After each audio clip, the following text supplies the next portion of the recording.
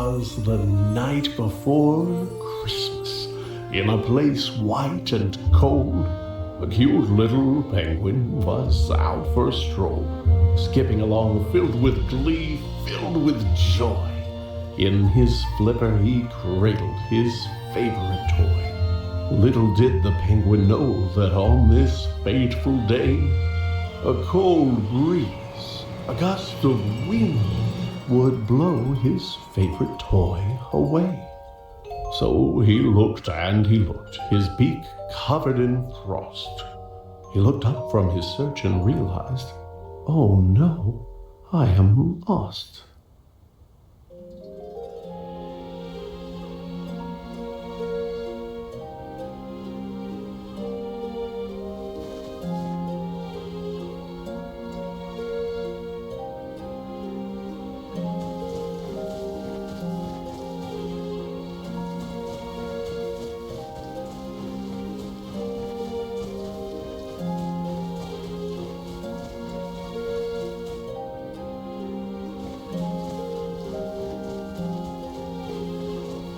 Not only his toy, but his path was gone too.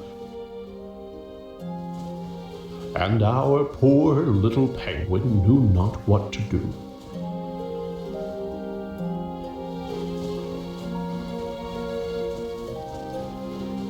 So he began walking with no hope in sight.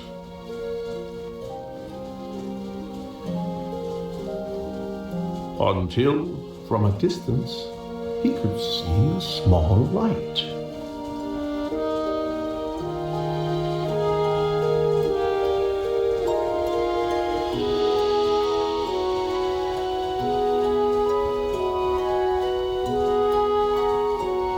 As he moved ever nearer, it was clear it was a home.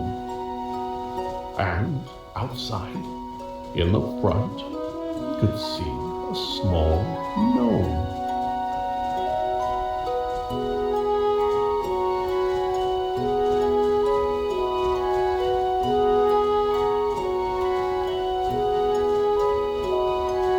The gnome shuffled this way and that and was squinting and muttering, Fiddlesticks, they have gone missing.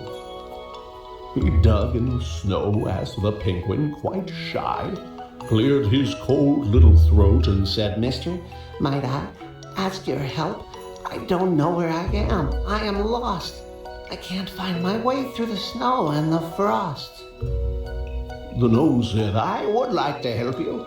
I would, but my glasses are gone, and my sight isn't good. If I could but find them, if they could be found, then I could assist you. They must be around. Where did you have them last? asked the penguin, so cute.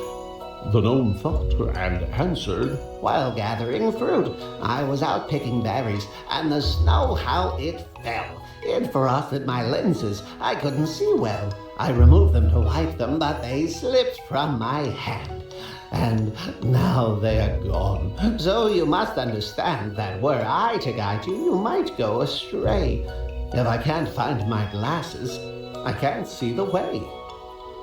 The lost little penguin felt sympathy for the sad, sightless gnome, and he set out once more, but instead of attempting to get home in haste, he would look for the glasses the gnome had misplaced. Maybe this rock was the place where he'd find the gnome's glasses, but no, they were nowhere behind.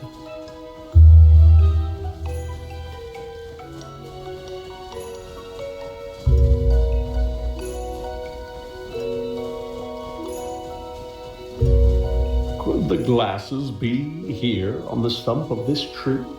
They were not, it appeared. But where could they be? The berry bush seemed like a wise place to search. And there, on a branch, like a bird on its perch, sat the glasses, just where they had fallen. And so the penguin retrieved them and turned back to go.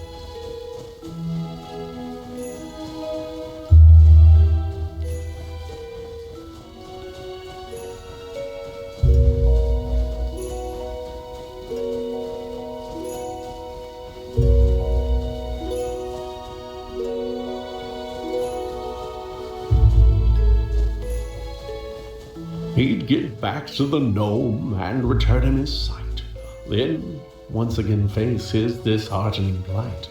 Being lost wasn't fun, but the penguin was glad that he'd gotten to help and was happy he had.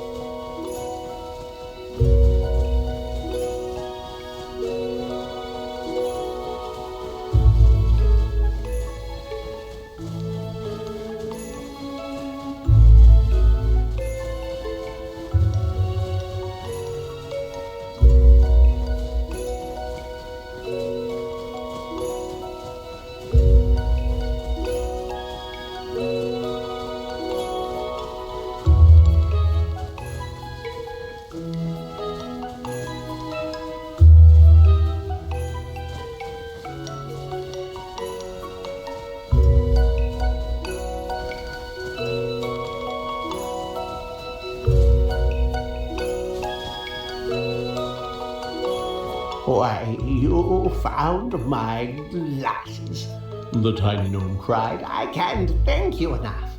Will you join me inside? The penguin said, Thank you, but no, for I should try to find my way home through this cold, lonely wood. The gnome said, Oh, yes, you had mentioned before that you knew not the way to your very own door. Well, now that I see, I am happy to say those candy canes there, they will show you the way.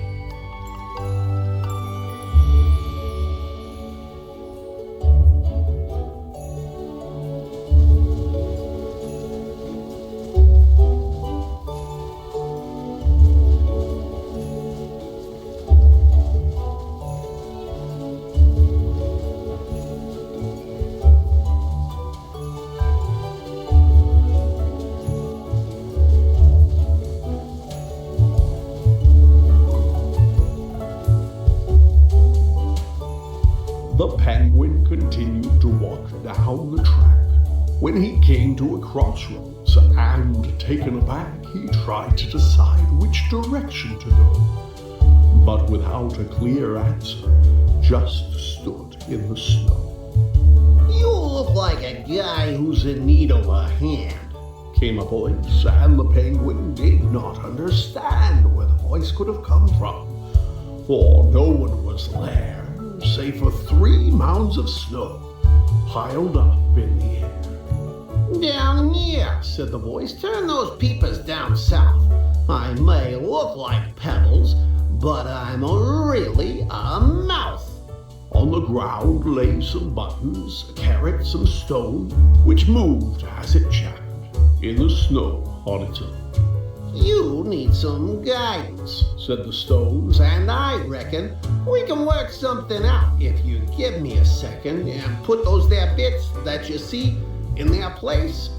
You get your directions, and I get my face.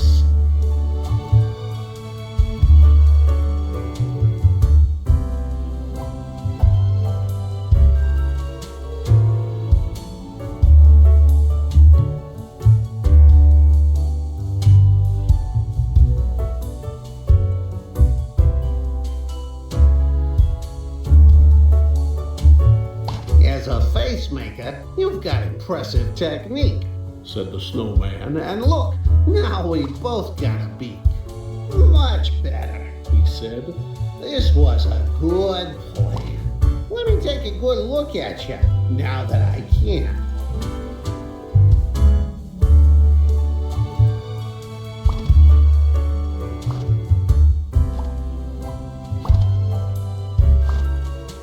The snowman was proud of the features he wore. He thanked his new friend and Said, look, I am sure that you won't have no trouble if you go to the right, but make sure that you're out of the woods before night.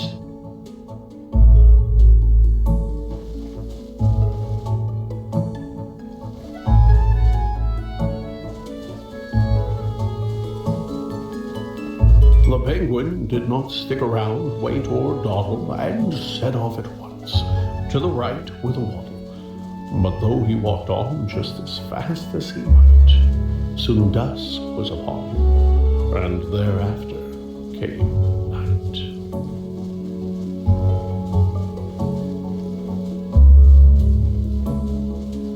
Why, it's too dark to see, said the bird with a chill, when he tripped and he slid down the side of a hill.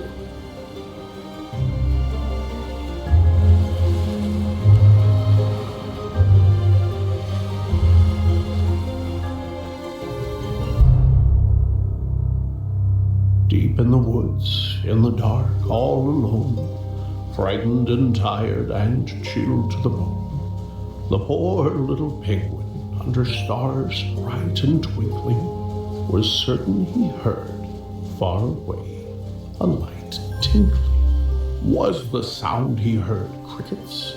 Was it ice in the trees?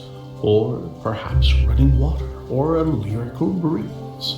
As he moved ever nearer, though it seemed far away, he felt sure it was bells, like you'd find on a sleigh. The penguin was moving past branches and bark, when a man turned round and stepped out of the dark. The man said, "My goodness, you're only a child. What brings a young penguin out here in the wild?" it wasn't on purpose, said the cold little bird. "Perhaps," said the man, "I could see you chauffeured to your home in my sleigh, for unless I am wrong, it's the next on my route, and the trip won't take long."